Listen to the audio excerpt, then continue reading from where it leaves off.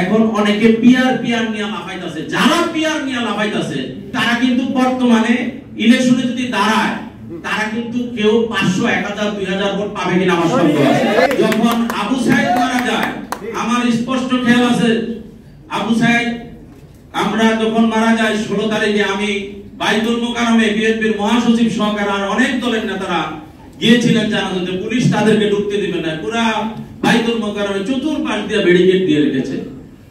আমি বলেছি এই পুলিশে যদি আমাকে গুলি করে গুলি করতে পারে, কিন্তু আমি ওখানে জানাজা পড়াবো, আপনারা সবাই দাঁড়িয়ে যাবেন। আমি রাস্তা বন্ধ করে দাঁড়িয়ে গিয়েছিলাম, কারণ আমি কেন দাঁড়িয়ে গেছি, আমার ছাত্রের বুকে গুলি চালানো হয়েছে, এইটার প্রতিবাদে আমি যদি গায়েবী জানাজা না পড়াইতে পারি তাহলে আমি সবচেয়ে কাপুরুষ হিসাবে এই দুনিয়াতে আজীবন আমাকে মানুষ মনে করবে যে এই লোকটা তো চেষ্টা করতো, এই লোকটা তো চেষ্টা করতে দাঁড়াইতো, কিন্তু পারে নাই।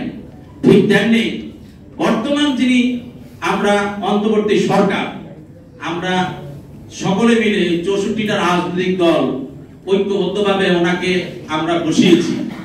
ওনাকে বসানোর একটি উদ্দেশ্য ছিল একটা যৌক্তিক সংস্কার করে উনি একটা দ্রুত নির্বাচন দিবে, এটাই তো ছিল আমাদের আশা, নাকি?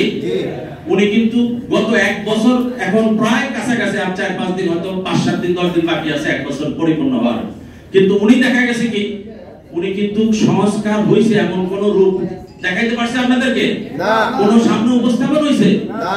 তাহলে তারেক রহমান কিন্তু আজ থেকে 6 মাস 1 বছর প্রথম থেকে বলছে আপনি যৌক্তিক সংস্কার করে আমরা সকলে ঐক্যবদ্ধ বলছে একটা নির্বাচনের দিকে অগ্রসর হন, একটা নির্বাচনের দিকে অগ্রসর যত দ্রুত সম্ভব। আজকে যে বিশৃঙ্খলা হচ্ছে বাংলাদেশে, আজকে যে সমস্যাগুলো সৃষ্টি হচ্ছে, এই সমস্যাগুলো থাকবে না যদি একটা নির্বাচিত সরকার থাকে।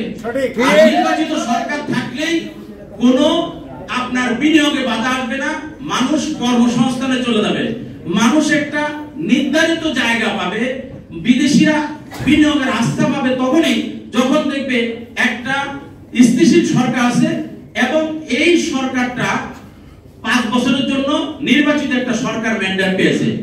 এখন অনেকে পিয়ার নিয়ে লাফাইতেছে। যারা পিয়ার নিয়ে লাফাইতেছে আর যারা পিয়ার বলতেছে, আমি দেখতেছি তারা কিন্তু বর্তমানে ইলেকশনে যদি দাঁড়ায় তারা কিন্তু কেউ 500, 1000, 2000 ভোট পাবে কিনা আমার সন্দেহ আছে।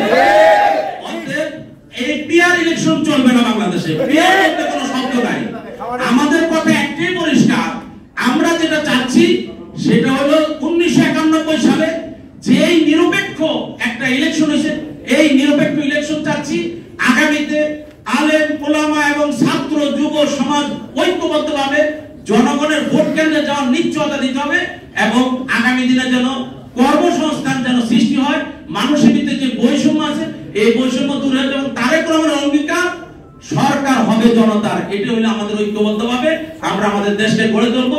আমার ন্যাশনাল ডেমোক্রেটিক পার্টির তরফ থেকে আজকের এই আয়োজনে আমাকে দাওয়াত দেওয়ার জন্য আপনাদের সকলকে ধন্যবাদ। আসসালামু আলাইকুম ওয়া রাহমাতুল্লাহি ওয়া বারাকাতুহু।